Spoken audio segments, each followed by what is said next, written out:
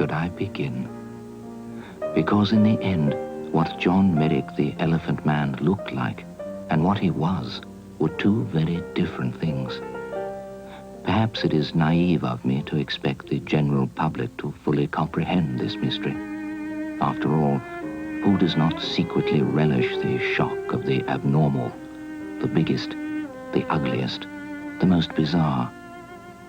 But what about a face and physique beyond rational explanation? The unimaginable head, its pungent growths like tusks, the mouth gaping and swollen, one eye nearly obliterated by masses of flesh, a lump recognizable to a very few as a human nose.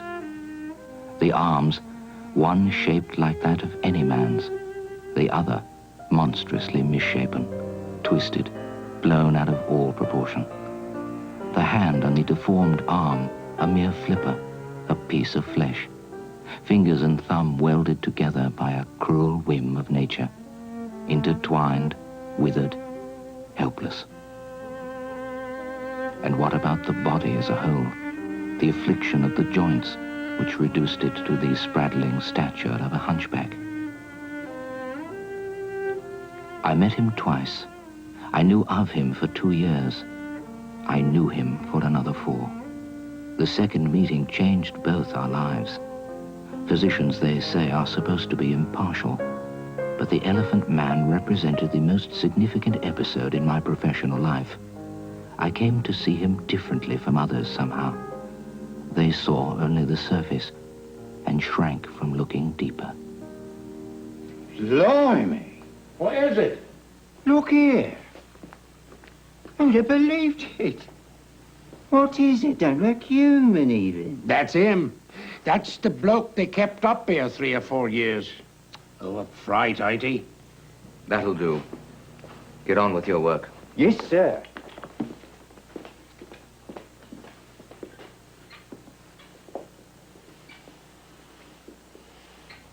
How many times have I looked at these? When was the first time? Yes, that's it. The very same year. Not long after I arrived here. I'm Mr. Cargama, administrator here at the London Hospital. Frederick Treves, your new lecturer in anatomy. Age 31, books on scrofula and applied surgical anatomy. I'm happy to see you rising, Mr. Treves. Ignore the squalor of Whitechapel, the general dinginess, neglect, and poverty without, and you will find a continual medical richesse in the London Hospital. We study and treat the widest range of diseases and disorders, and are certainly the greatest institution of our kind in the world. Well, the Empire offers unparalleled opportunities for our studies, as places cruel to life are the most revealing scientifically.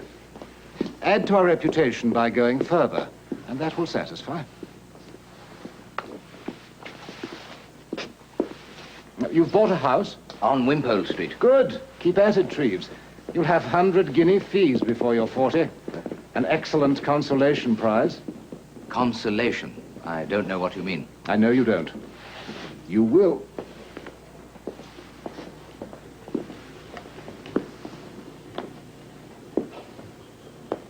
A happy childhood in Dorset. A scientist in an age of science. In an English age, an Englishman. A teacher and doctor at the London. 2 books published by my 31st year. And by God, 100 guinea fees before I'm 40. Consolation for what? My work at the hospital was rewarding. In my few spare hours, though, I slipped outside and disregarded the administrator's advice. I found the poverty, the dirt, the disease oddly invigorating. A kind of vast revolving show which never seemed to end. See Mother Nature uncosseted and in malignant rage! Tut! This sign is absurd. Half elephant, half man is not possible. I'm from the London Hospital across the road. I should be curious to see him if there is some genuine disorder. If he's merely a mass of papier-mâché and Then paint. pay me nothing. Enter, sir. Merrick, stand up. Bloody donkey, up!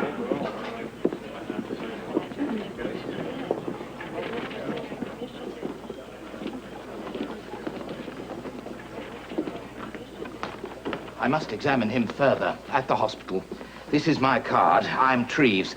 I shall send a taxi round to pick him up and to return him. This card will gain him entry. 5 bob and he's yours for the day. Well, I wish to examine him in the interest of science, you'll see. Sir, I'm Ross. I look out for him. I get him his living. I found him in a Leicester workhouse. His ma put him there at the age of 3. Couldn't bear the sight. Well, you can understand. He's good value, though. You won't find another like him.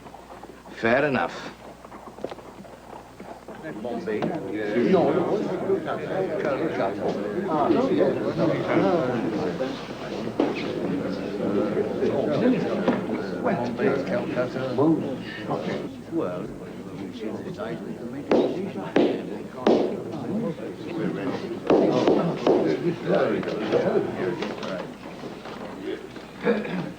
When I examined him, the most striking feature about him was his enormous head. Its circumference was about that of a man's waist. From the brow, there projected a huge bony mass, like a loaf, while from the back of the skull hung a bag of spongy, fungus-looking skin, the surface of which was comparable to brown cauliflower. From the top of his skull hung a few long, lank hairs. The osseous growth on the forehead, at this stage about the size of a tangerine, almost occluded one eye. From the upper jaw, there projected another mass of bone. It protruded through his mouth like a pink stump, turning the upper lip inside out and making the mouth a wide, slobbering aperture. The nose was merely a lump of flesh, recognizable only as a nose from its position. These deformities rendered the face utterly incapable of the expression of any emotion whatsoever. He could weep, but he could not smile. The back was horrible, because from it hung as far down as the middle of the thigh, huge sack-like masses of flesh covered with the same loathsome cauliflower stain. The right arm was of enormous size and shapeless. It suggested, but was not, elephantiasis, and was overgrown also with pendant masses of flesh covered with the same cauliflower-like skin. The right hand was large and clumsy, a fin or paddle, really, rather than a hand. No distinction existed between the palm and the back. The thumb was like a radish, and the fingers like thick tuberous roots. As a limb, it was useless. The other arm was remarkable by contrast. It was not only normal, but was moreover a delicately shaped limb, covered with a fine skin, and provided with a beautiful hand, which any woman might have envied. From the chest hung a bag of the same repulsive flesh. It was like a dewlap suspended from the neck of a lizard. The lower limbs had the characters of the deformed arm. They were unwieldy, dropsical-looking, and grossly misshapen. There arose from the fungus skin growth a very sickening stench, which was hard to tolerate. And to add a further burden to his trouble, the wretched man, when a boy, developed hip disease, which left him permanently lame, so that he could walk only with the aid of a stick. Please.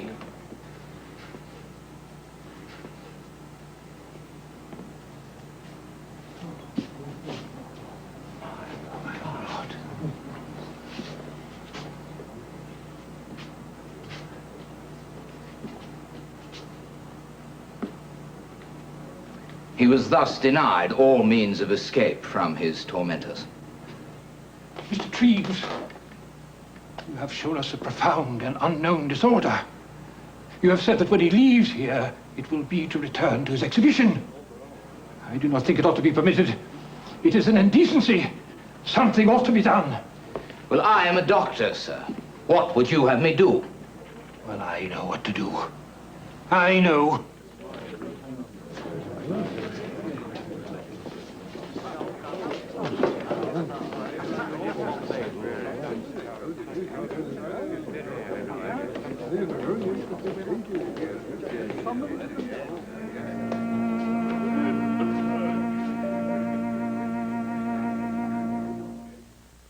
I'm sorry about last night. I really was sick. You don't sound sick.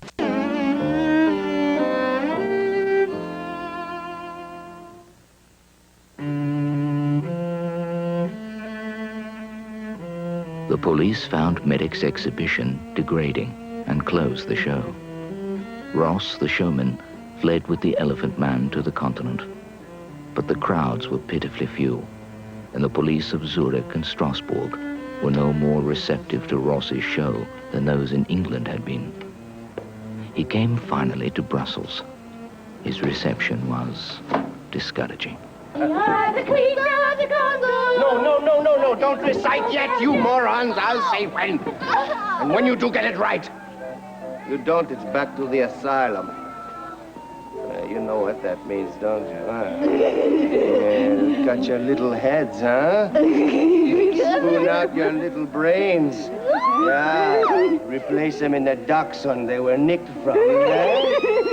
Yeah? Cut you! Yeah? All right, be back with customers. Come see the Queens of the Congo! Come see the Queens of the Congo! Cosmos. Congo! Congo! Lands of darkness!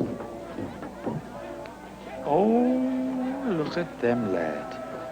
It's freer on the continent. Loads of indecency here.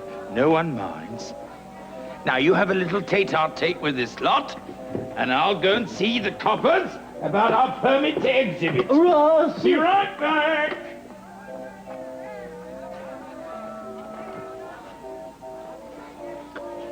I come from England. At home, they chased me out of London. Police. Someone complained. They beat me.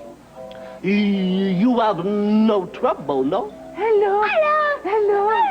Hello. In Belgium, we make money. I look forward to it.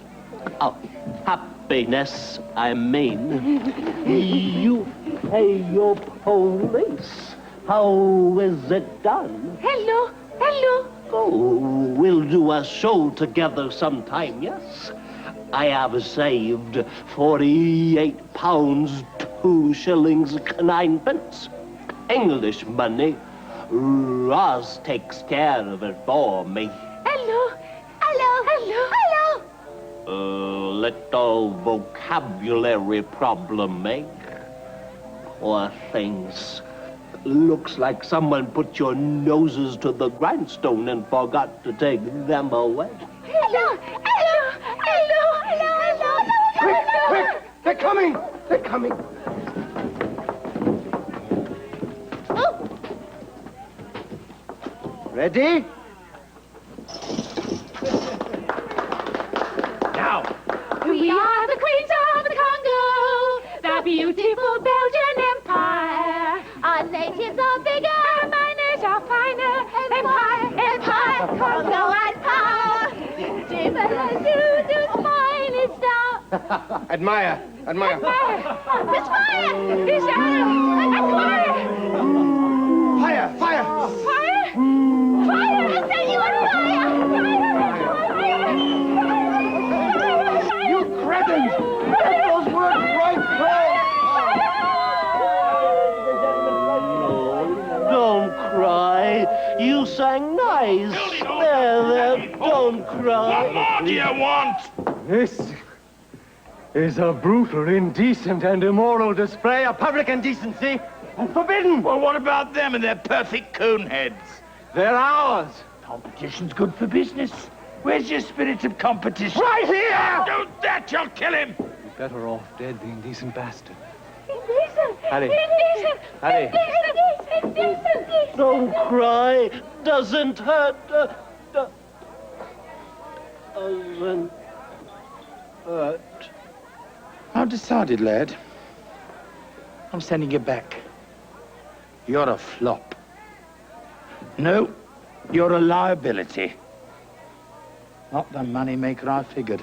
So that's it. Alone? Now, here's your kit and a few bob so you can have a nosh. I'm keeping the rest for my trouble. I deserve it, I reckon. Pick up your stink if I'll stick around. Please? Stink of failure. Stink of lost years. Just stink! Stink! Stink! Stink! Stink! This the one? Just see him to Liverpool Street Station safe, will you? Here's something for your trouble. What's he say? Fella's an imbecile. Just makes sounds. Bon voyage, Johnny. Name's Johnny. Knows his name. That's all, though.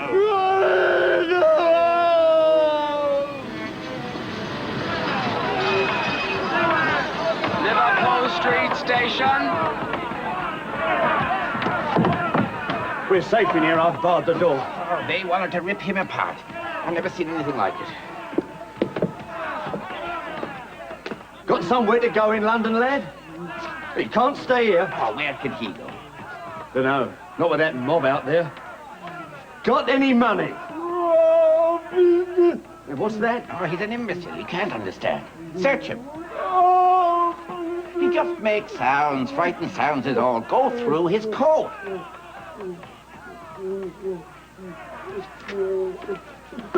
Hey.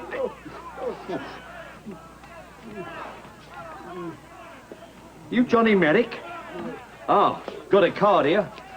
What's this old card here, Johnny? What's it say? Mr. Frederick Treves, lecturer in anatomy at the London Hospital. Let me go for it. It's not far.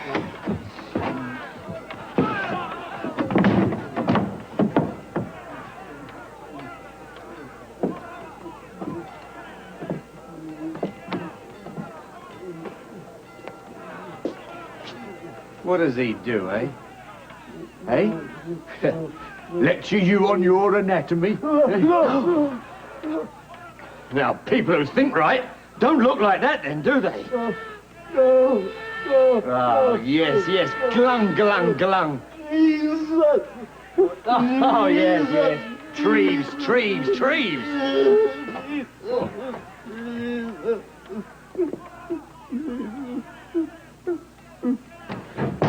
Going on here? More. They know sense of decency. I'm Frederick Treves. This is my card. But this poor wretch here had it. He just arrived, sir, from Belgium.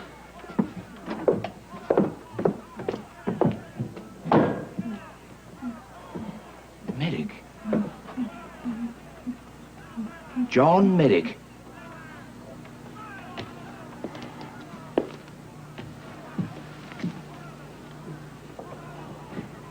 Good Lord. What have they done to you? Help me!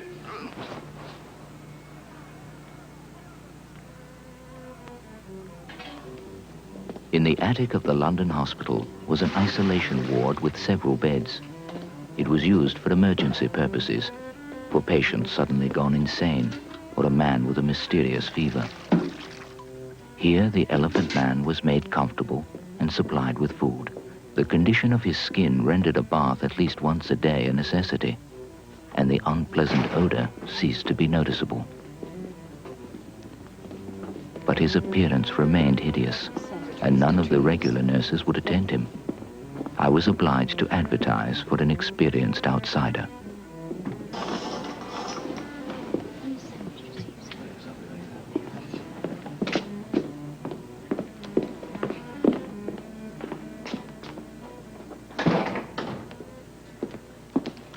You are Miss Sandwich. Sandwich, yes. Well, I see you've had experience in missionary hospitals in the Niger. And Ceylon. Well, I may assume you've seen... The tropics. Oh, those diseases, the many and awful scourges our Lord sends. Yes, sir. Well, I'm looking for the help of an experienced nurse, you see.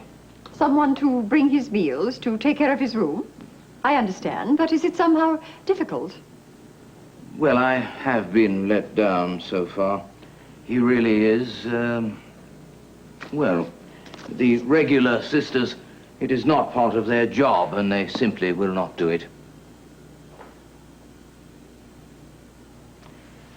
Be ordinarily kind to Mr. Merrick without, well, panicking. He is quite beyond ugly. You understand that? His appearance has terrified them. The photographs show a terrible disease. It is a disorder, not a disease. It is in no way contagious, though in fact I don't know what it is. I have encountered a rather strange superstition in those that I have tried. They seem to believe that he somehow brought it upon himself, this thing.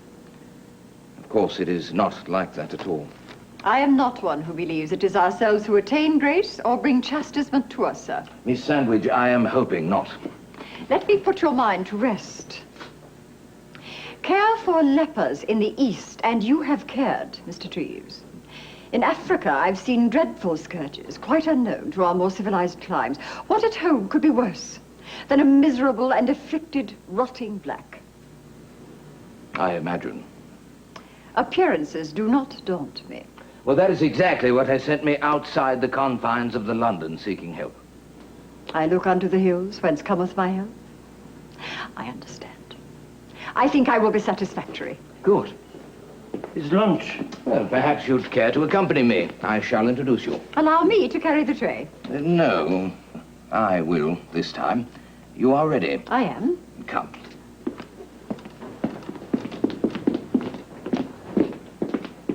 He is bathing to be rid of his odor. John! John, this is Miss Sandwich. She's going to be taking care of you for a little while. Oh, my good God in heaven! Ow! Ow! I am sorry. I thought... Thank you for saving my lunch this time. Excuse me.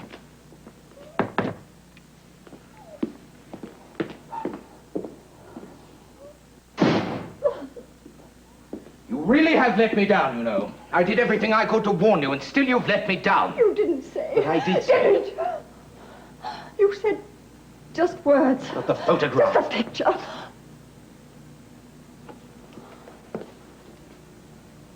No one will do this.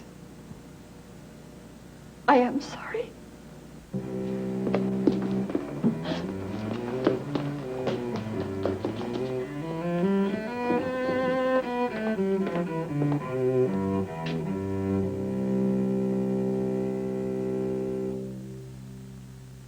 If you're willing to work a little.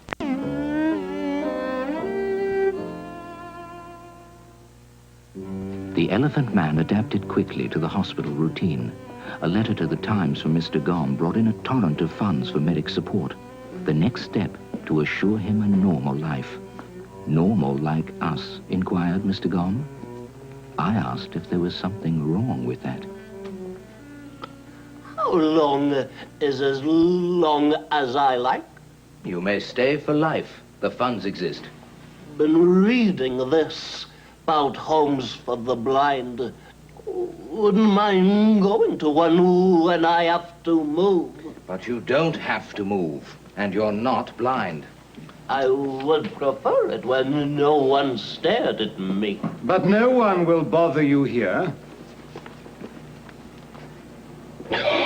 What did I tell you? God almighty! Mr. Treves, Mr. Gom. I don't understand. You were told not to do this. You must not lurk around. Surely you have work. Yes, sir. Really is infuriating, you know. When you're told a thing, I expect you to listen. I will not have you gaping in at my patients. Kindly remember that. But he isn't a patient, is he, sir? Don't let me find you here again. Didn't know you was here, sir. We'll be off now. No. No, Will. Mr. Treves was precisely saying no one would intrude when you intruded. Well, he is warned now. Merrick does not like it. He was warned before. On what penalty, Will? That you'd sack me, sir. You're sacked. Will. And what is your name? Snort, sir. Just started. Well, I hope the point is taken now.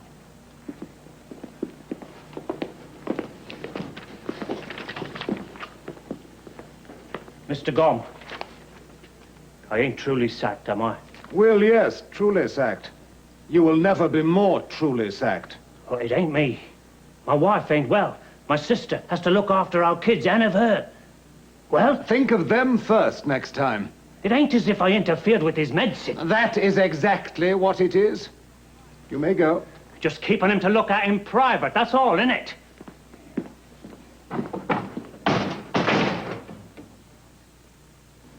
There are priorities, Frederick. The first is discipline. Smooth is the passage to the tight ship's master. Merrick, you're safe from prying now.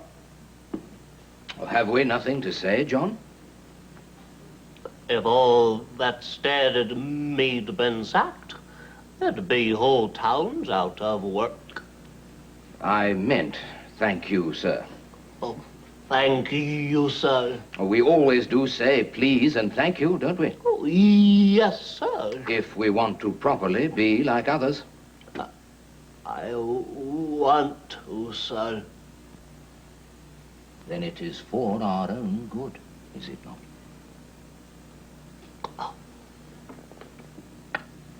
Thank you, sir, Mr. Gum. Sir, you are welcome.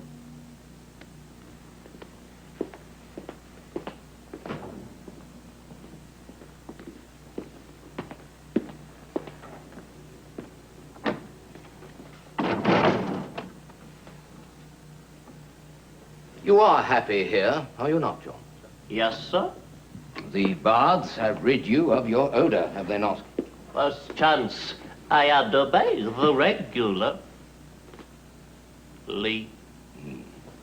And 3 meals a day delivered to your room? Yes, sir. Well, this is your promised land, is it not? A roof, food, care, protection, is it not? All right, Mr. Treves. I'll bet you don't know what to call this. No, sir, I don't. You call it home. Never had a home before. Well, you have one now.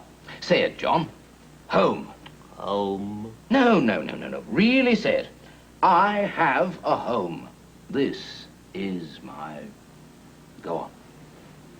I have a home. This is my home. This is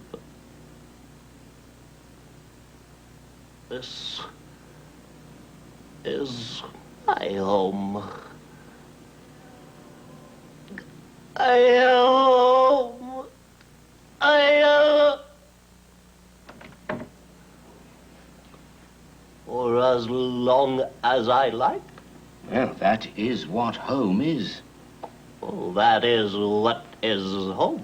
If I abide by the rules, I will be happy. Yes, sir. Don't be shy, John. Say it. If I abide by the rules, I will be happy. Very good. Why? Why what? Why will you be happy? Oh, because this is my home. No. Why do rules make you happy? I don't know. Of course you do. No, I don't. Well, why does anything make you happy? Like what? Like what? Like what? Don't be upset. Rules make us happy because they are for our own good. All right. Don't be shy, John. Say it. This is my home. No. About rules making us happy. They make us happy because they are for our own good. Excellent. Well, I must submit a follow-up report on you to the Pathological Society. It would be of great help to me if you could tell me more of what you recall of your early years to fill in gaps. To fill in gaps? The workhouse where they put me. They beat you there like a drum. Boom, boom. Scrape the floor. Shine the pan. Boom, boom. It never ends. The floor is always dirty. The pen is always tarnished. There's nothing you can do about it. You'll always...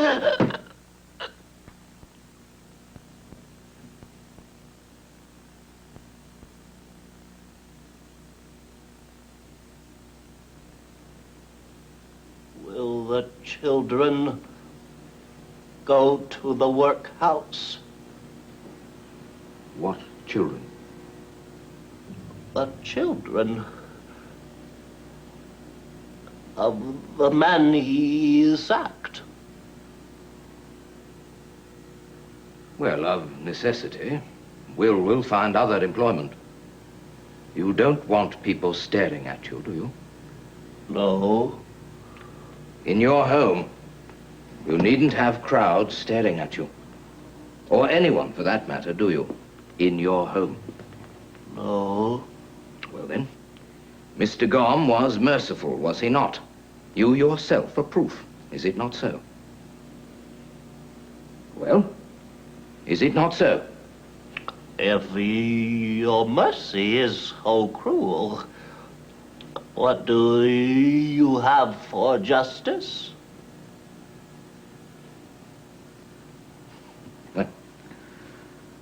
I am sorry.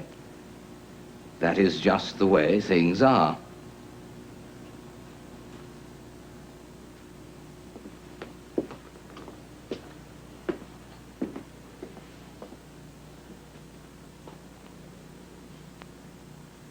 Boo.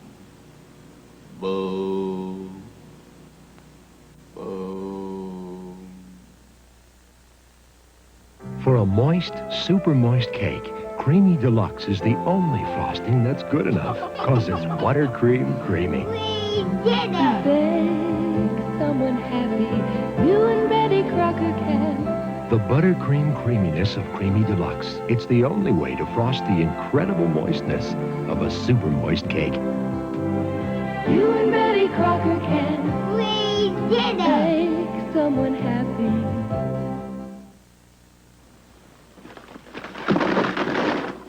Boy, people are really buying these Dristan cold capsules. Dristan makes a capsule? Yep, and Dristan capsules relieve 12 symptoms, not just 6. Look, Tylenol capsules help these 6 symptoms. Contact these 6. But Dristan capsules relieve all 12 of them. 6-6-12. I'll try Dristan capsules. Mr. Brady, those Dristan capsules are great. You're telling me? Dristan capsules relieve 12 cold symptoms. Out here isn't the only place in my market where you'll find juicy lemons. Introducing Sunlight, the only dishwashing liquid with real lemon juice for extra cleaning power on baked-on foods, like this gravy-coated casserole. Look, we soaked half in Sunlight, half in the leading brand. After equal cleaning, the Sunlight side is already clean. The other side? Still dirty. Get all your dishes Sunlight clean. New Sunlight with real lemon juice for extra cleaning power. Oh, of all things to lose, the pearl earring you gave me. You're careless, but beautiful. Just look for the pearl, please. What are you doing? You smell good. Nick, keep looking. Your breath is so fresh. That's close-up. Close-up toothpaste? Why do you think they call it close-up? It's the toothpaste with real mouthwash to freshen your breath, and it gets your teeth as white as they can be. Ah, I found the pearl. Why don't we lose the other one? Whiter teeth, fresh breath. Close-up, regular or fresh mint flavor. Wednesday, a deadly plague could wipe out the country. Stop him! Bill's the only one who can stop it, if the greatest American hero can save him. Then, the moment has now arrived. Colt makes an incredible escape from Las Vegas with the mob on his tail. That's your seatbelt. Watch out for the fall guy. And Fallon could lose her husband. Am I pregnant? As well as her lover. I want to marry you. Dynasty. Wednesday night, starting at 8, here on ABC.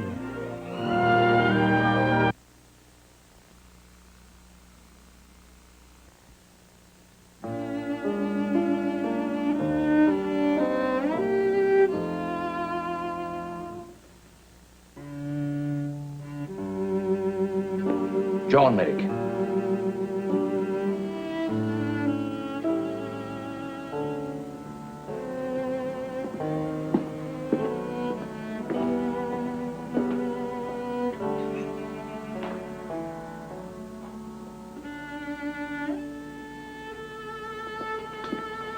to secure Merrick's recovery and bring him, as it were, to life once more, it was necessary that he should make the acquaintance of other people. Women I felt to be more important than men in bringing about his transformation.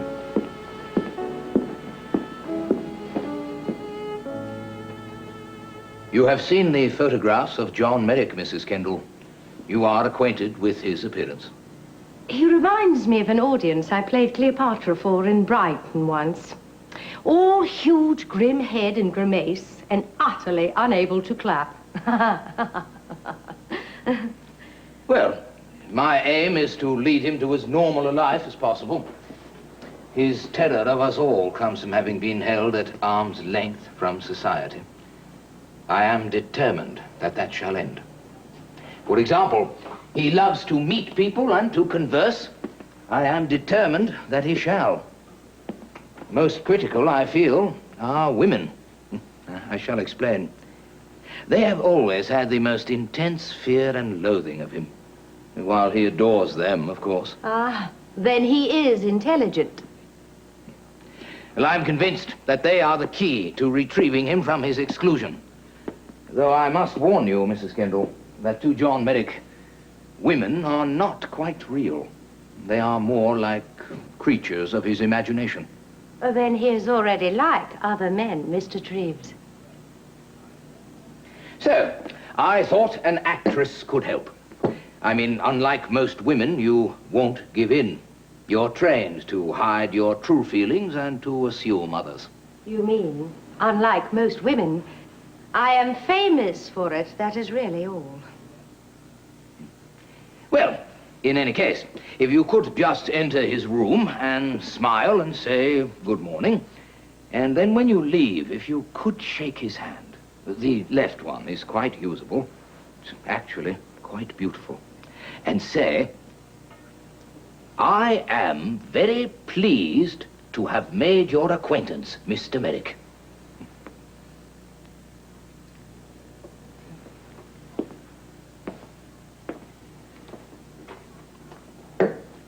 Shall we try it? Pardon? Left hand out, please.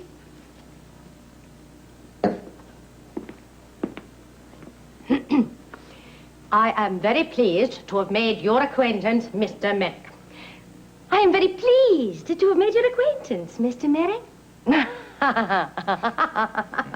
I am very pleased to have made your acquaintance, Mr. Merrick.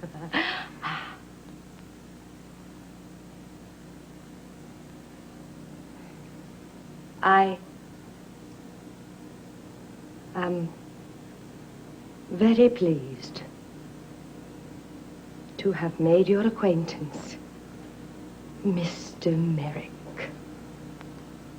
Yes, yes, that one. By God, they were all splendid.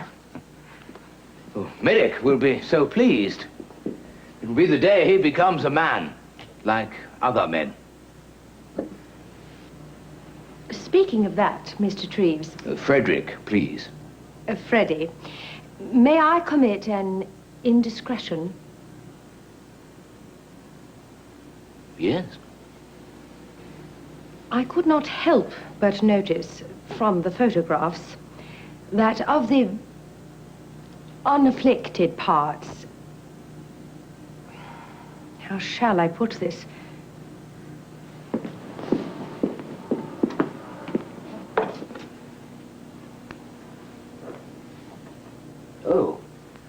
Oh, yes. Yes, I see. I quite understand. No, it is quite normal. Yes, I thought as much. Medically speaking, the papillomatous extrusions which disfigure him seem to correspond quite regularly to the osseous deformities. Oh, what I mean to say is that there appears to be a link between the fungus skin growths and the bone disorder. Though for the life of me, I have no idea why that is or what it is, but in any case, the part which you indicated would be unlikely to be afflicted because Because there's no bone in it. No bone at all. Well, we learn a little every day, don't we? I am horribly embarrassed. Are you? Then he must be lonely indeed.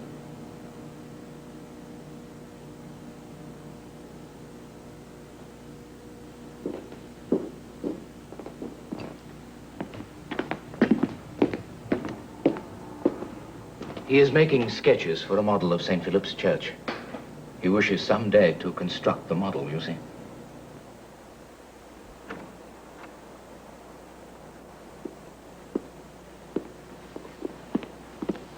John, this is Mrs. Kendall. She would very much like to make your acquaintance.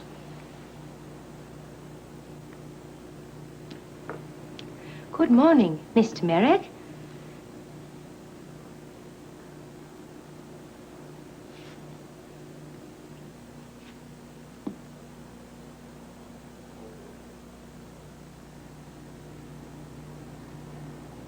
Well, I must attend to a few matters, if you will excuse me.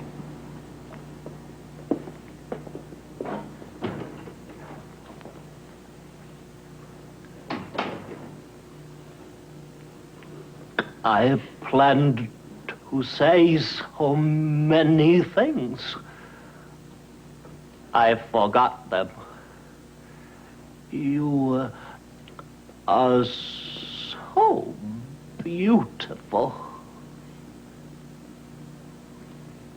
How charming, Mr. Merrick. Well, really... Slowly. Slowly. That's what I planned to say. That I forgot what I planned to say. I couldn't think of anything else. I was so excited. Real charm is always planned, don't you think? Well, I don't know why I look like this. My mother was beautiful. She was knocked down by an elephant in the circus when she...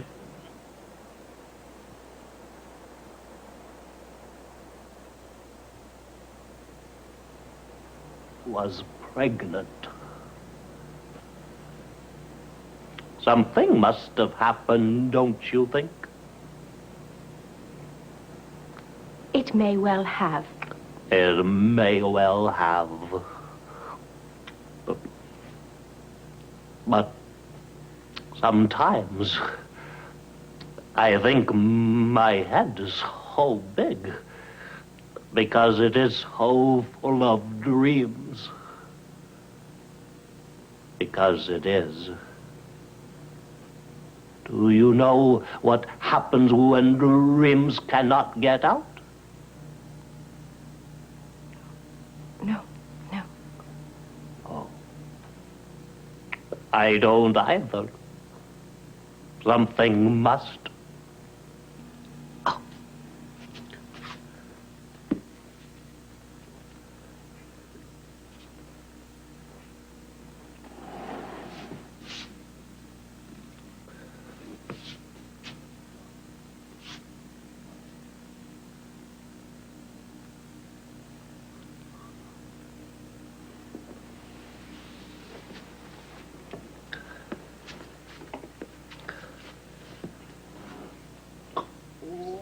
Well,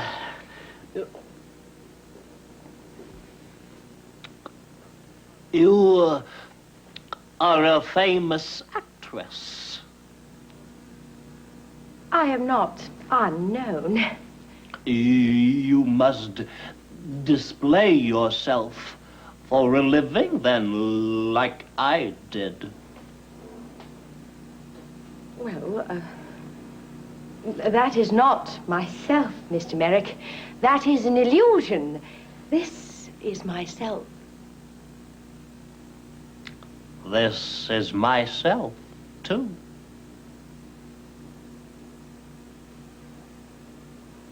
Frederick says you like to read. So, books. Oh, I am reading Romeo and Juliet now. Ah, Juliet. What a love story. I adore love stories. I like love stories best, too. If I had been Romeo, guess what? What? I would not have held a mirror to her breath. What?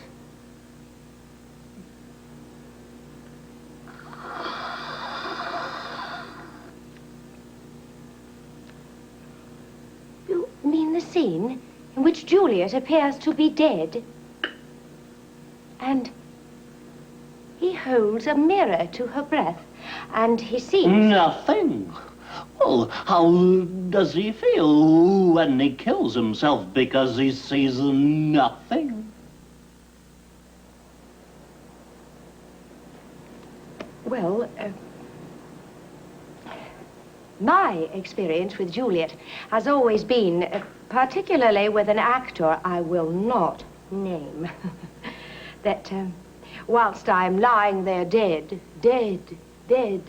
and he is lamenting excessively, I start to think, if this slab of ham does not part from the ham hock of his life toot sweet, I shall scream, pop off the tomb, and plunge a dagger into his scene-stealing heart.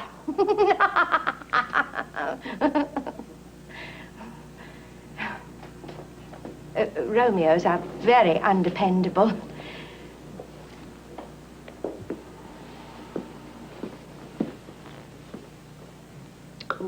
Because Romeo does not care for Juliet. Not care? Oh. Does he take her pulse?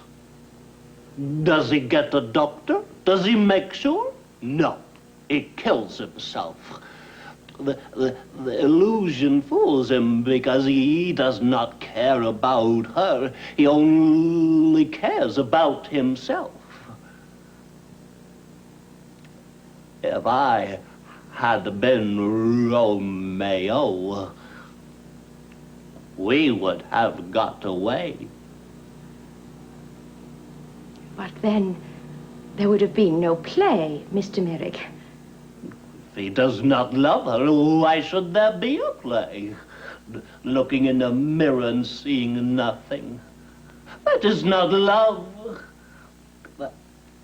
That is an illusion. When the illusion ended, he had to kill himself. That is extraordinary.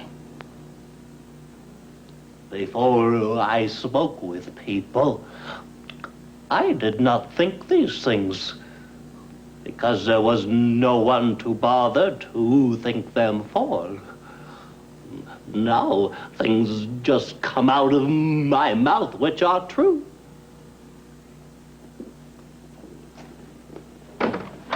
John, look. You are famous, John. We are in the papers. They published my report to the Pathological Society.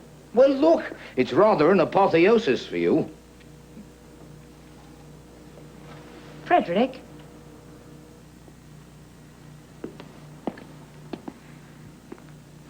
I feel Mr. Merrick would benefit by even more company than you provide. In fact, by acquainting him with the best, and they with him. I shall make this my task, if you will permit me. As you know, I am a friend of nearly everyone, and I do pretty well as I please, and what pleases me is this task, I think.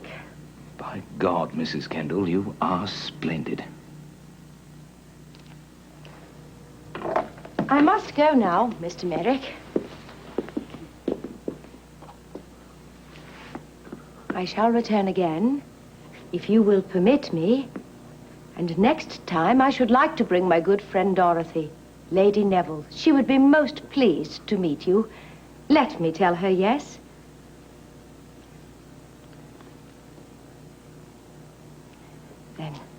Until next time, I am sure your church model will surprise us all. Mr. Merrick, it has been a very great pleasure to make your acquaintance. Your hand, John. She wishes to shake your hand.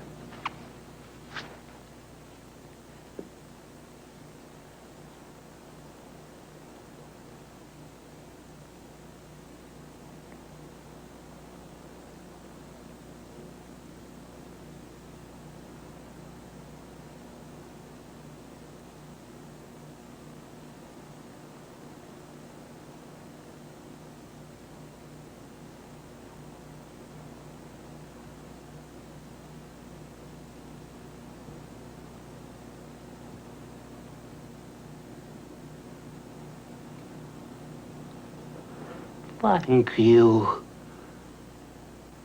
for coming. But it was my pleasure. Thank you.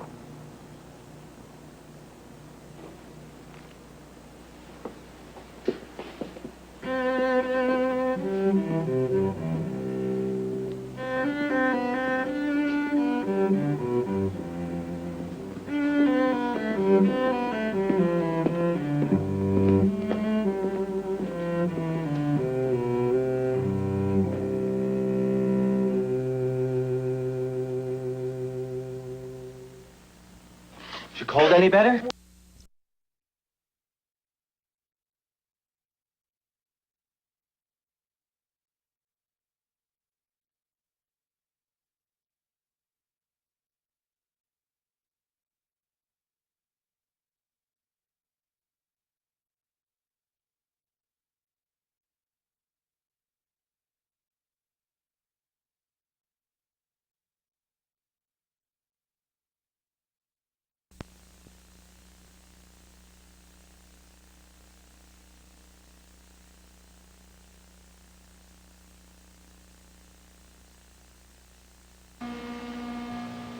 Announcing free entry. Everybody wanted to see him.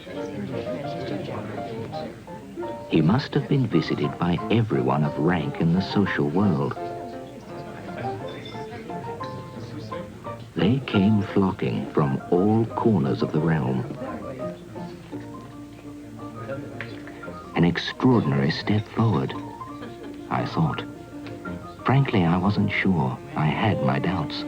Where was all this going to lead? In any case, there was no turning back. No, no, Lord John. The Lady from the Sea. Now there's a play for you. Say as you like, Mrs. Kendall. Ibsen, after all. Drury Lane for me.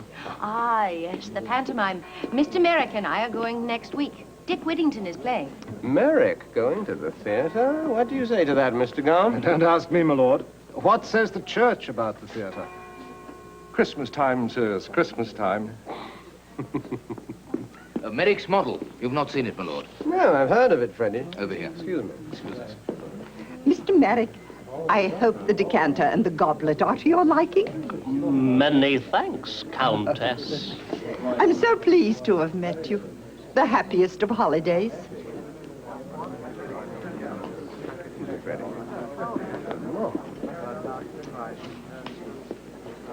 Is this the right moment, Mr. Treves? No, of course, Dr. Howe, after you. Your very own edition of the Psalms, Mr. Merrick, bound in ivory. Thank you, Dr. Howe. Silver-top walking stick, Merrick. Keep up the good work. Example to us all. Thank you, Mr. Gum. Happy Christmas, John, and many more. These are for you. Ivory-handled razors and a toothbrush. Thank you, Mrs. Kendall. And a silver cigarette case, John. Full of cigarettes. Thank you, Frederick. Her Royal Highness Princess Alexandra.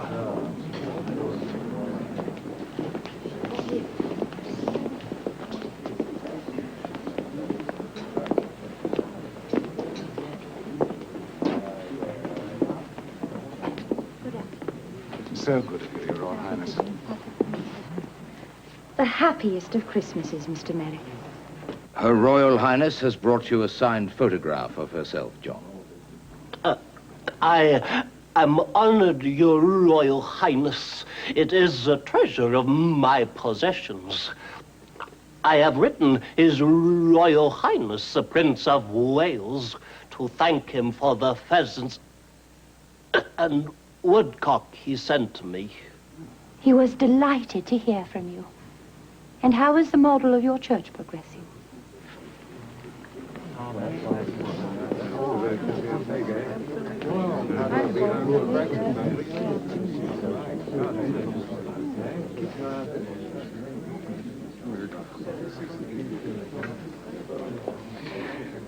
You have no idea, my lord, how forthright a Christian Mr. Merrick is. The model confirms it. He's religious and devout, and he knows that salvation must radiate to us, or all is lost. Indeed, Dr. Howe. For example, he knows I used him to raise money for the hospital, as you do for the church when you speak of him from the pulpit. He's wary of any promise, yet he fits in well, like me.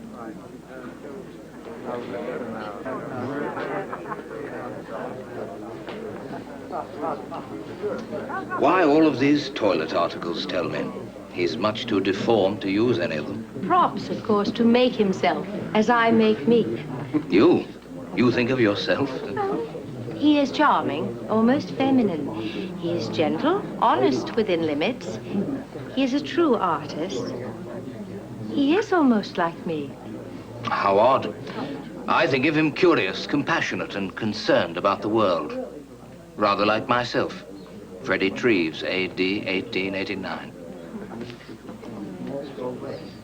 The model of St. Philip's Church is progressing beautifully, Mr. Treves. Yes, it is remarkable, I know. And I do it with just one hand, they all say. You are an artist, John Merrick. An artist. I did not begin to build at first. Not until I saw what St. Philip's really was. It is not stone and steel and glass. It is an imitation of grace, flying up from the mud. So I make my imitation of an imitation. But even in that is heaven to me, Mrs. Kendall. Well, that thought has a good line to it, John. Plato believes this was all a world of illusion, and that artists made illusions of heaven. You mean we are all just copies of originals? Yes, that's it. Who made the copies? God, the demiurge. He should have used both hands, shouldn't he? Mr. Merrick, you are a credit to Mr. Treves. And Mr. Treves, you are a credit to medicine, to England, and to Christendom. I am so very pleased to have made your acquaintance.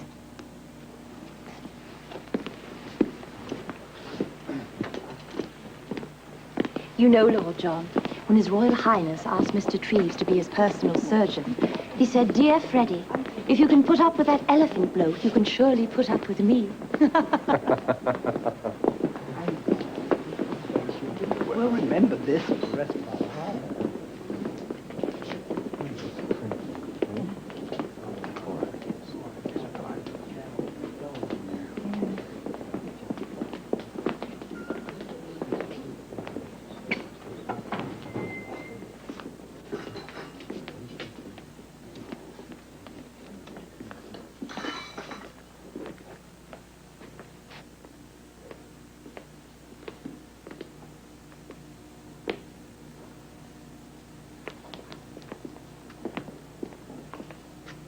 I'll come actually to ask forgiveness.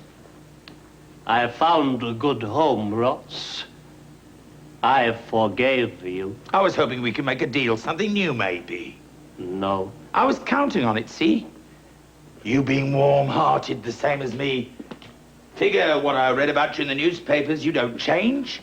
Dukes and ladies coming to see you. Makes them feel good about themselves by comparison. There but for the grace of God, eh? Ha ha! So I figure you're selling the same service as always, only to a better clientele. Only difference now is you ain't charging for it. You make me sound like a whore. Well, you are. I am. They are. Most are. No disgrace, John. Only disgrace is being a stupid whore. Give it for free. Not to have a manager is stupid. You see this church? I am building it. The people who visit me are friends, not clients. I am not a dog walking on his hind legs. I was thinking, charge these people. The pleasure of the Elephant Man's company. Do it in the right spirit, they'd pay happily. I'd take 10%. I'd do all right with 10%. Bad luck's made you daft. I helped you, John. I discovered you. Was that daft? No. What was daft? Rousseau's Treves harvest? It isn't fair, is it, John, when you think about it? And I do. Because I'm old. Got something in my throat, maybe you've noticed. Something in my lungs. Something in my belly, I guess, too. But I'd do all right with 10%. I don't ask much. They are my friends. I'd lose everything for you. You robbed me. 48 pounds, 9 shillings, twopence. You kept me like an animal in darkness. You left me to die. You come back and want to rob me again. Will you not be satisfied?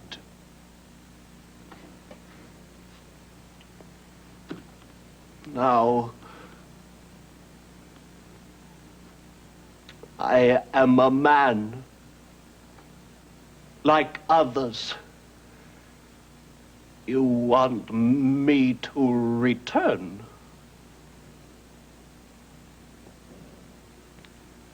Had a woman yet?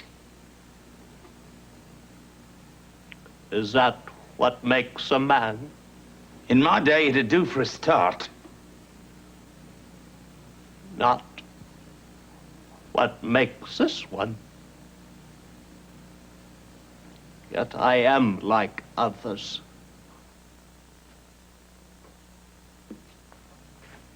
Then I am condemned. Might as well go to a doss house straight, with no future. 5%, John. I'm sorry, Ross.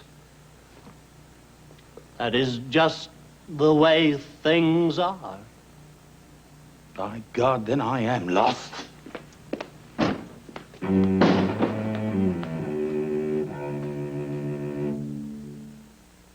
Running a race fully dressed?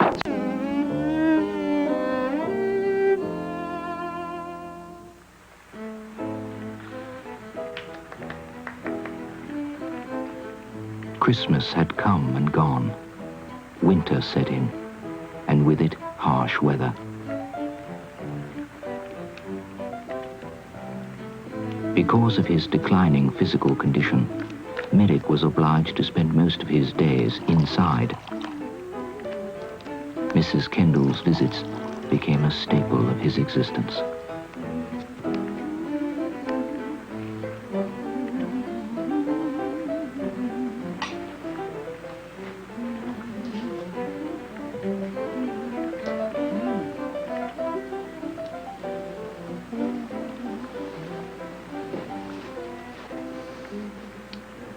The prince has a mistress.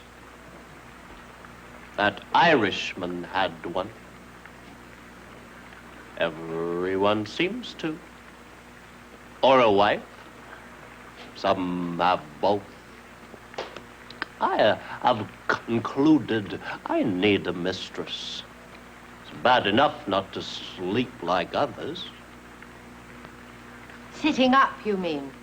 Yes, it can't be very restful. Not too heavy to lay down my head, but to sleep alone, that is worst of all. The true artist expresses his love through his works. That is civilization. Are you very shocked? Why should I be? Others would be. I am not others. I suppose it is hopeless. Nothing is hopeless. However, it is unlikely. I thought you might have a few ideas. I can tell who has a few ideas here.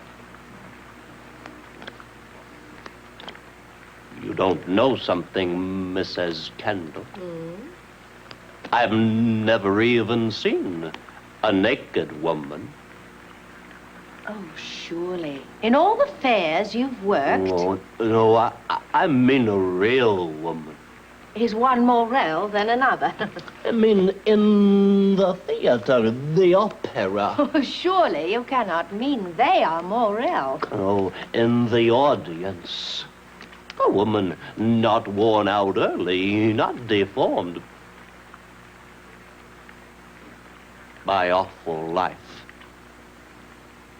A lady, respectful, kept up. You don't know what fairgrounds are like, Mrs. Kendall.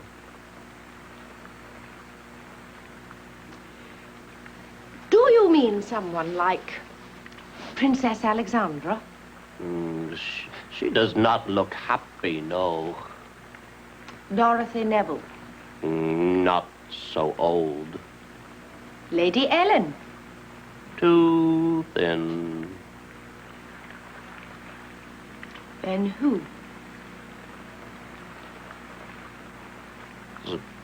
Certain women. They have a kind of ripeness. They seem to stop at the perfect point. My dear, she doesn't exist.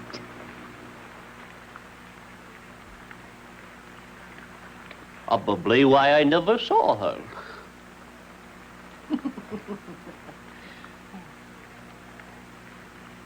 What would your friend Bishop Howe say to all of this, I wonder?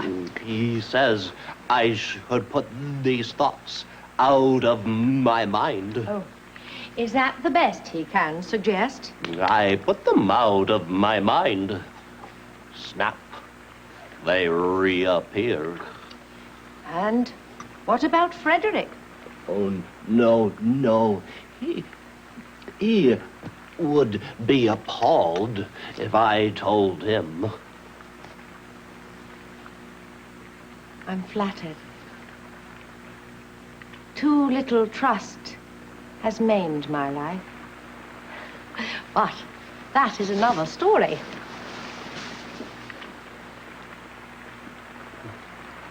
What a rain.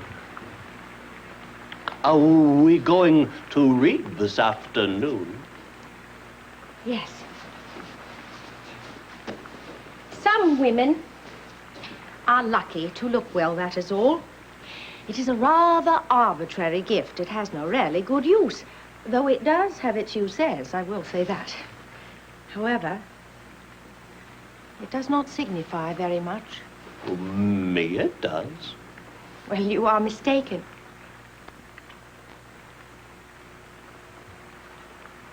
What are we going to read? Trust is very important, you know. I trust you. Thank you very much.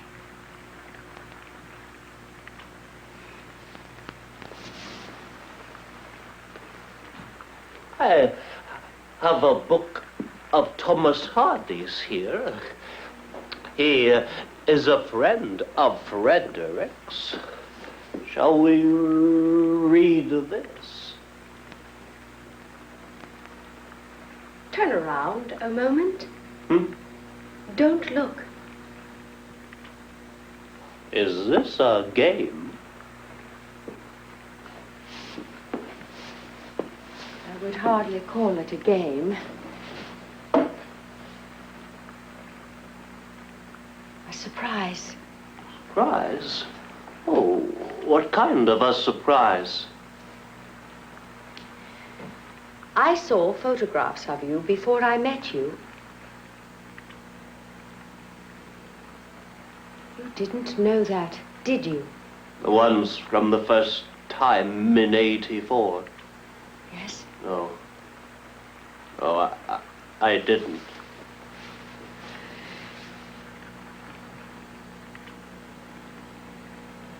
I thought they were unjust. I don't know why. I can't say my sense of justice is my most highly developed characteristic.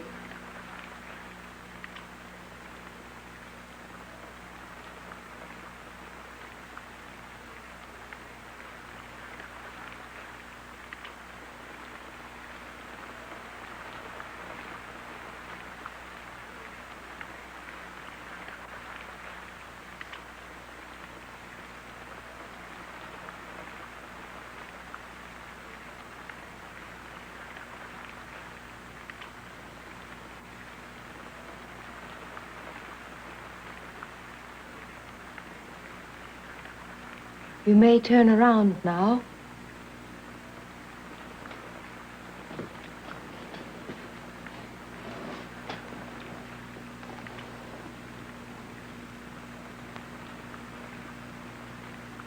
Well, a little funny, isn't it?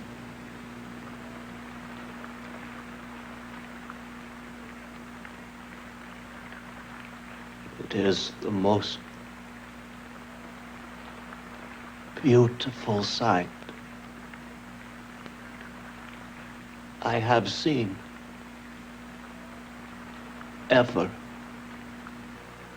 If you tell anyone about this, we shall never see each other again. We shall not read. We shall not speak. We shall do nothing. Wait.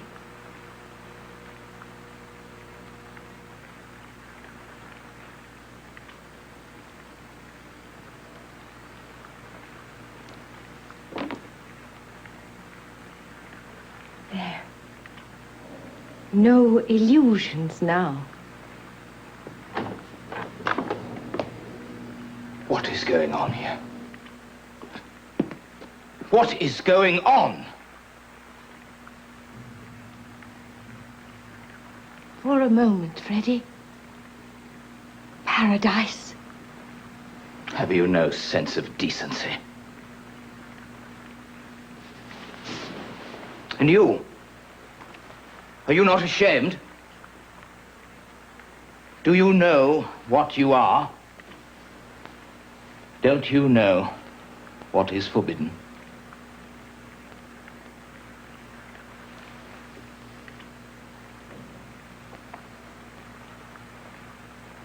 What is there to say?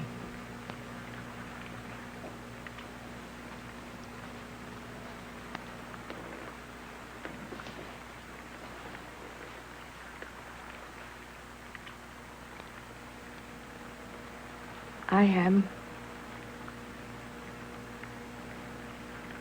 extremely pleased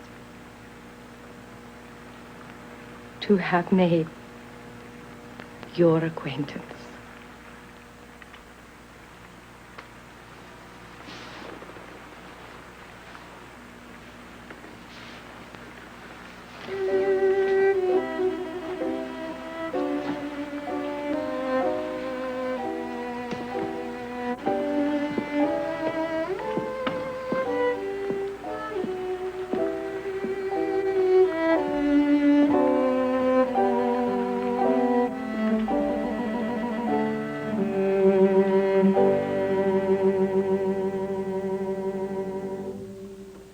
During Sears' big sale, the savings are spreading around the store. So spread the word and get powerful savings of 50% on a Craftsman 3/8-inch variable speed reversible drill, only $19.99. We're spreading out the savings on Sears Best Interior Latex Paint. Save $6 on every gallon of Easy Living Satin Flat. Now only $9.99. Enjoy the savings, plus one-coat coverage when used as directed. Spread the word. For store-wide savings, you can count on Sears. Your body reacts immediately to even the slightest bruise or scrape. As part of good nutrition, your body needs recommended levels of vitamin C to help heal itself. 1 a day plus extra C makes sure you get what you need, plus more C. The 1 a day scientifically balanced core of vitamins for good nutrition combined with the high potency of 500 milligrams of vitamin C. 1 a day plus extra C from Miles Laboratories, putting nutrition to work for your body. Something's different with this Aquafresh. Oh, that's new Triple Protection Aquafresh. Fights cavities, freshens breath, and removes stained film as it cleans teeth. All the cavity-fighting fluoride of the leading paste, all the breath freshener of the leading gel, and a formula clinically proven to clean teeth and remove stained film. Concentrated in one. Clinical tests prove Aquafresh removes stained film as it cleans. That's a complete toothpaste. New Triple Protection Aquafresh. The science of Silkians comes to your face. What you need is what you get. Silkians, the self-adjusting moisturizer that gives you beautiful silky skin because it goes where your skin needs it. Here's proof. Ultraviolet photography shows more Silkians was attracted to Tina's dry skin, less everywhere else. But Gail's skin attracted more Silkians where she needed more. Silkians, what you need is what you get. Beautiful silky skin. That's Silkian skin. Our ABC Theater presentation of The Elephant Man will continue in a moment. Wednesday, Fallon could lose her husband Am I pregnant? and her lover, Dynasty. At Santa Barbara Savings, we can help you get a real tax break. We have insured plans that let you keep more of what you earn and more of what you save. Start now at Santa Barbara Savings. A Key 3 News Brief. Now, King Harris. Good evening. These are the headlines tonight. Santa Barbara County officials plan to ask the NRC to delay licensing of the Diablo Canyon nuclear power plant. Harold Fletcher is the new board chairman of the supervisors. Supervisor Robert Coleman announces he's running for re-election, and the Goleta Quads are doing fine. Now this. Hi, I'm Richard Simmons. Let's make a date to get together every weekday morning at 9 o'clock on the Richard Simmons Show. I'll help you get in shape and feel good, so join me weekday mornings at 9 right here on Key 3 Santa Barbara. We'll have those stories for you. Also, tonight, we'll tell you why salads are so darn expensive these days. All the news, weather, and sports tonight at 11 o'clock right here in Key 3. Visit the Botanical Gardens.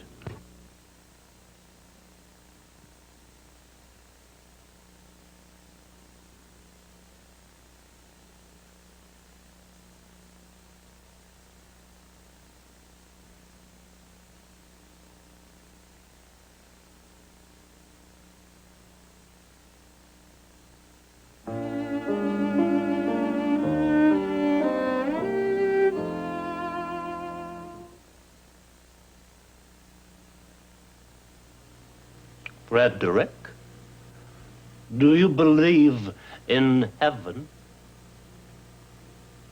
Hell? What about Christ? What about God? I believe in heaven. The Bible promises in heaven the crooked shall be made straight. So does the rack, my boy. So do we all. You don't believe? Well, right now, I will settle for a reliable general anesthetic.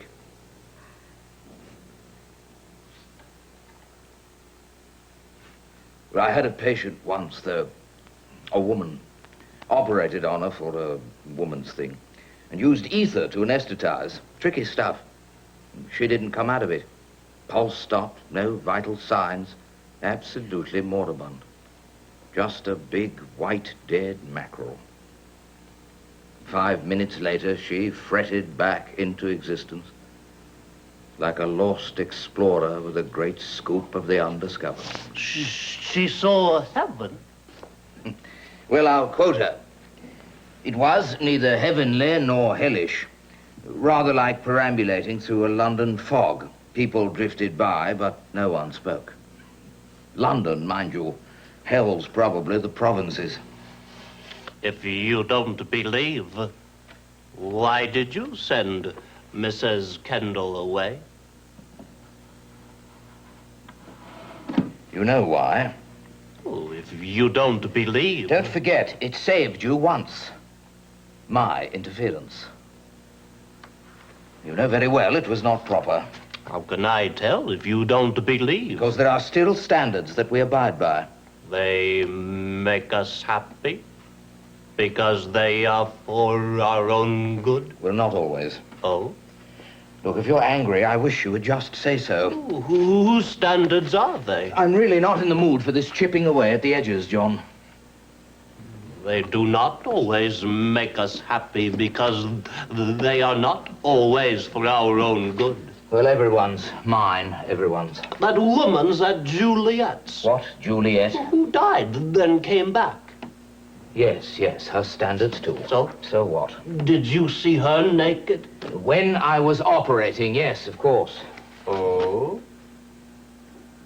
Look, I am trying to read about anesthetics. Oh, what? Oh, is it all right to see them naked if you cut them up afterwards? Good Lord. I am a surgeon. That is science. She died. Mrs. Kendall didn't die. But the woman came back. And Mrs. Kendall didn't, if you mean that. There is simply no comparison. Oh? But that woman came to me to... Well, what I mean to say is... Well, it's just science, and that's all it is. It's not love, you know. Is that why you worry about anesthetics? It would just be a boon to surgery. Because you don't love them. Love has got nothing to do with surgery.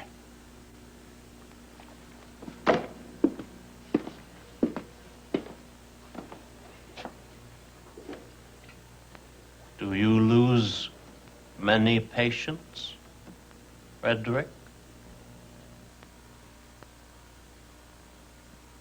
I? Some. Oh. Look, can't you understand? What difference does it make if I or any surgeon loves her or any patient or not? And what conceivable difference to you? Because it is your standards we must abide by. Look, if you are angry, I wish you would just say so. I'm not going to turn you out, you know. Go on and say it. Go on. I am angry. Say it. Say it, will you? I am angry. Say it. Say it.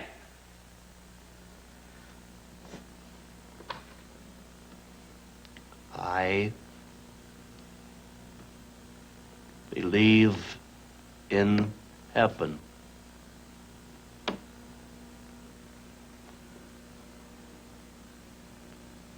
Yes. Yes, I know. It's not all right to see them naked if you cut them up afterwards, eh? Good Lord, you make me sound like Jack the Ripper. Oh, Frederick, you worry about anesthetics. You are merciful. Are you being funny? I myself am proof. Is it not so? Well, is it not so? John, about Mrs. Kendall, perhaps I was wrong. I don't know what's been getting into me lately. Taking too much on, I think. Oh, will she come back, Mrs. Kendall? Well, I will speak to her again. But will she? No. No, I don't think so. Oh. There are other things involved, John. Just other things. Other things, sir?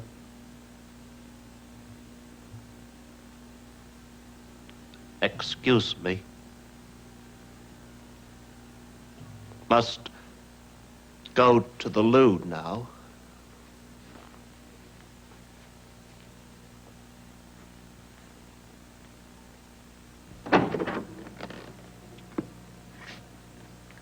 Why won't you?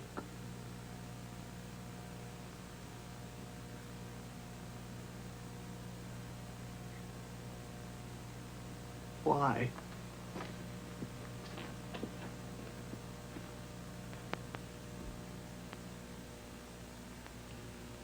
Because I don't want her here.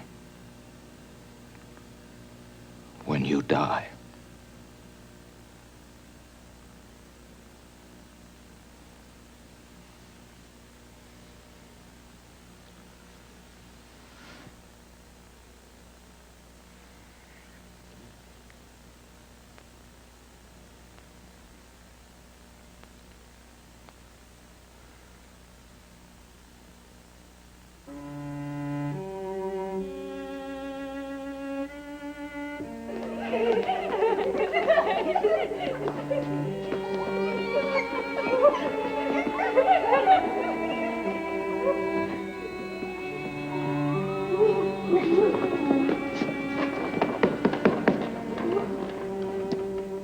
The most striking feature about him, note, the terrifyingly normal head. This allowed him to lie down normally and to dream in the exclusive personal manner, without the weight of others' dreams accumulating to break his neck. The mouth, deformed by satisfaction at being at the hub of the best of existent worlds, was rendered therefore utterly incapable of self-critical speech, thus of the ability to change. The heart showed signs of worry at this unchanging yet untenable state. The surgeon's hands were well developed and strong, capable of the most delicate carvings up. The right was of enormous size and power, but so incapable of the distinction between the assertion of authority and the charitable acts of giving, that it was often to be found disgustingly beating others for their own good. The left was slighter and fairer and may be seen in typical position, hand covering the genitals, which were treated as a sullen colony in constant need of restriction, governance, and punishment. To add a further burden to his trouble, the wretched man, while a boy, developed a disabling spiritual duality, was thus unable to feel what others feel, nor reach harmony with them. Please. He would thus be denied all means of escape from those he had tormented. We hope in 20 years we will understand enough to put an end to this affliction. Had we caught it earlier, things might have been different. The truth is, I'm afraid, we are dealing with an epidemic. Epidemic. Epidemic. Epidemic. Epidemic.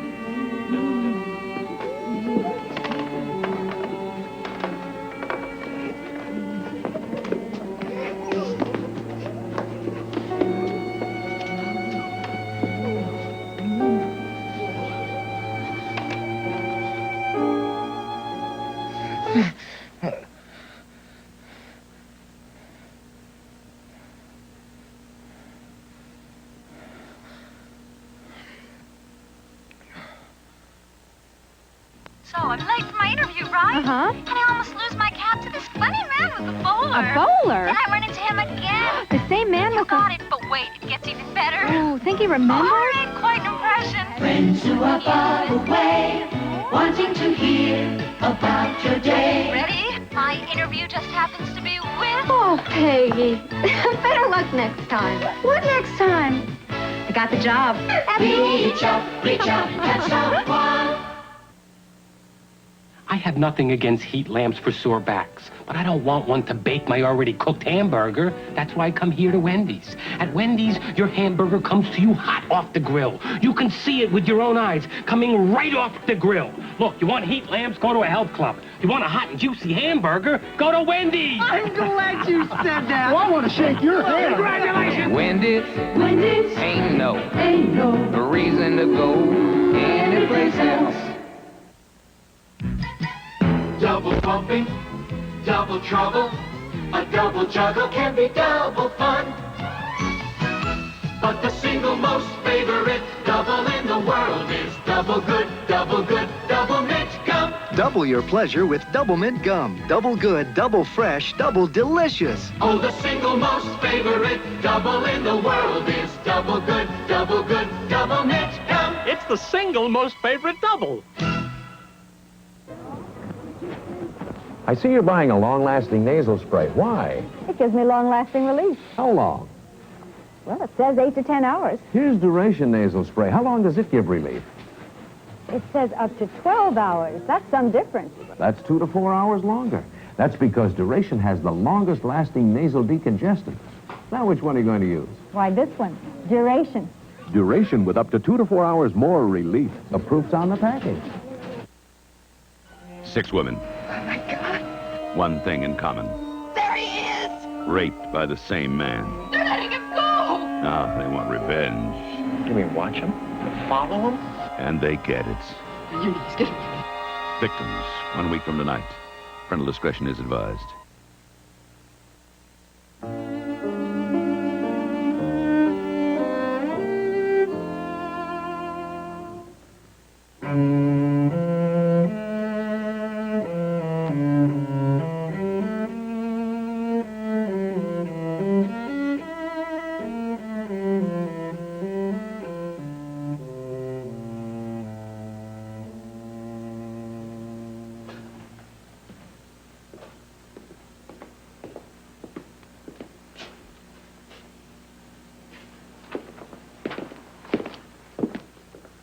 Still beavering away for Christ? Yes. I got your report. He doesn't know, does he? The bishop? No. I meant Merrick. No. I shall be sorry when he dies. Well, it will not be unexpected, anyway. He's brought the hospital quite a lot of good repute, you know. Quite a lot of contributions, too, for that matter. No, I've never regretted letting him stay on. Though I didn't imagine he would last this long. Well, his heart will not sustain him much longer. In fact, it might even give out when he gets off his bloody knees with that bloody man. Now, what is it, Freddie? What has gone sour for you? Nothing has gone sour for me. I don't know. It's just that as he achieves greater and greater normalcy, his condition edges him ever closer to the grave. The parable of growing up to become more normal is to die, more accepted to worsen. It is a mockery of everything we live by. Sorry, Freddie, don't quite follow you. Nothing has gone sour for me. Well, then cheer up, man. You're knighted, your clients will be kings. Nothing succeeds, my boy, like success.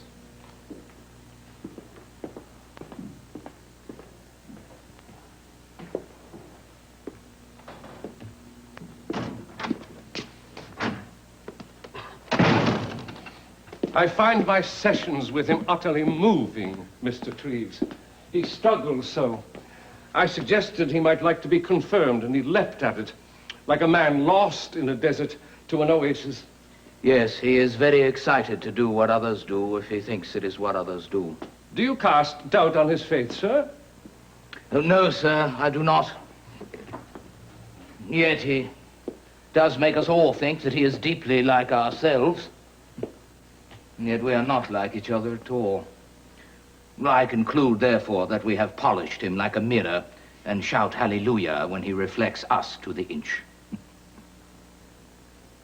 I have grown sorry for it. Something is troubling you, Mr. Treves? Corsets. How about corsets? I have here a pamphlet that I've written, due mainly to the grotesque ailments I have seen caused by corsets. Fashion overrules me, of course. My patients do not unstrap themselves of corsets.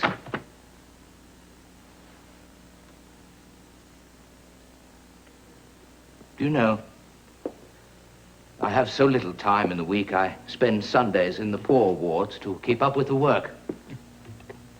The work being 20-year-old women who look an abused 50 with worn-outedness. Young men with appalling industrial conditions who I turn out as soon as possible to return to their labors. Oh, happily, most of my patients are not poor. What then, sir, could be troubling me? I am an extremely successful Englishman in a successful and respected England, which informs me daily by the way it lives that it wishes to die. I am in despair, in fact. Sir, there is in Christ's church consolation. Yes, well, I'm sure we were not born for mere consolation. But look to Mr. Merrick's happy example. Yes. Oh, yes, I do. You know, I'm an awfully good gardener. Did you know that? I mean, with Merrick, with John. Good Lord. I'm taking such good care of anyone. You're convinced. Are you not convinced? Him, I mean. He's not very dangerously human. And I, well, what I have given him, taught.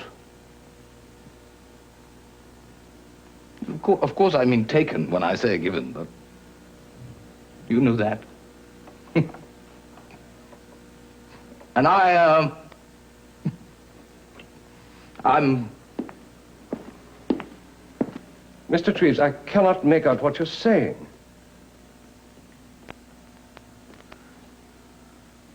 Help me. Please. Help me.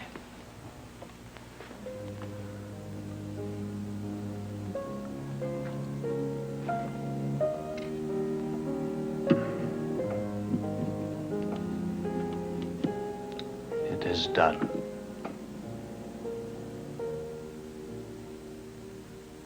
Lunch, Mr. Merrick! I'll set you right over there. Perhaps you'd like to take a walk after lunch. April's doing wonders for the gardens. Oh, me might will. His sister died yesterday.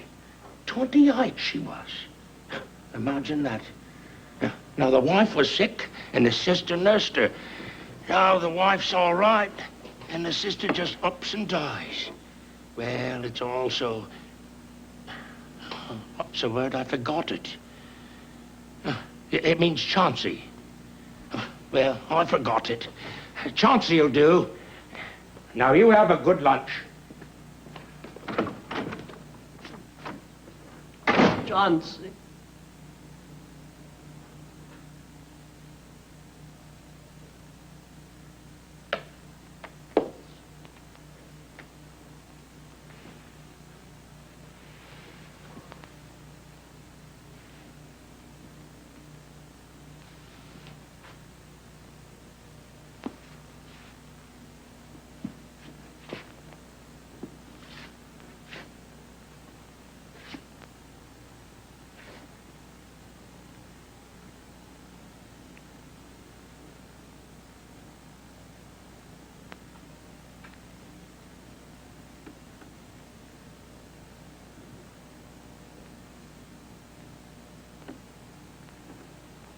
Chauncey.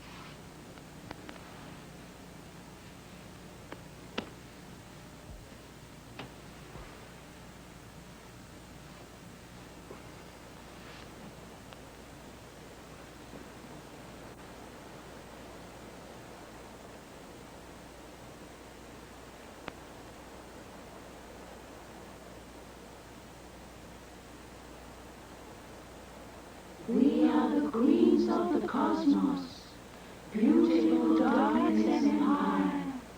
Darkness, darkness, light's true flower. Here is eternity's finest hour. Sleep like others you learn to admire. Be like your mother.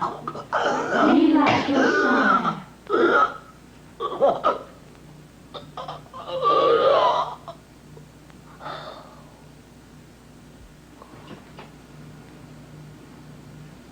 I remember it, Mr. Merrick. I remember it now. The word is arbitrary. Arbitrary. It's also... Oh. Hey. The elephant man is dead! The elephant man is dead! To the editor of the Times.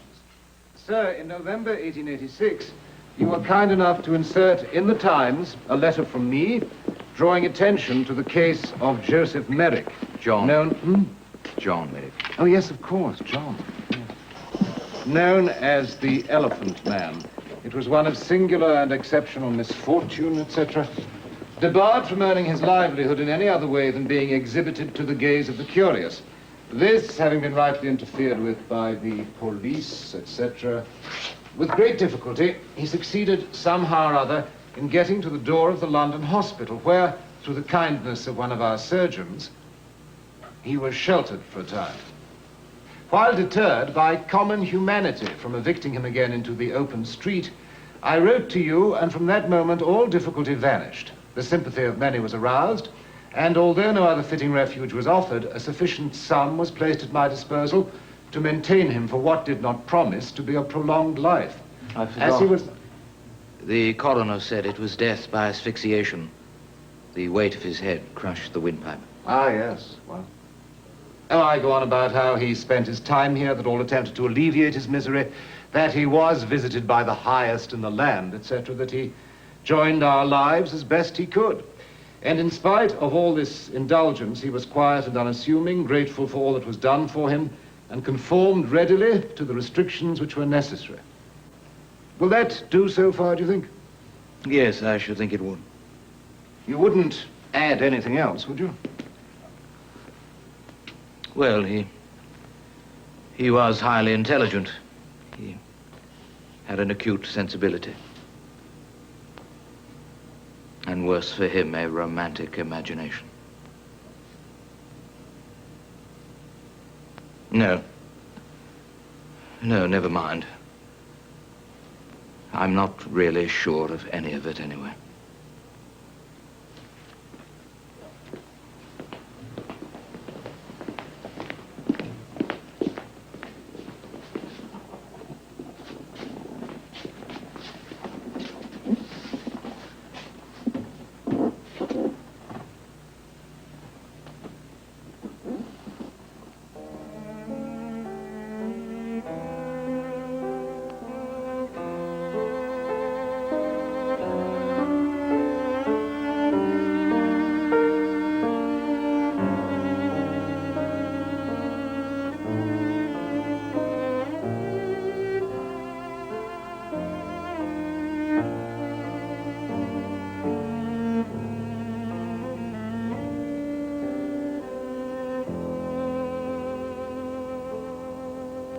I am your obedient servant, F.C. Cargom, London Hospital, the 15th of April, 1890.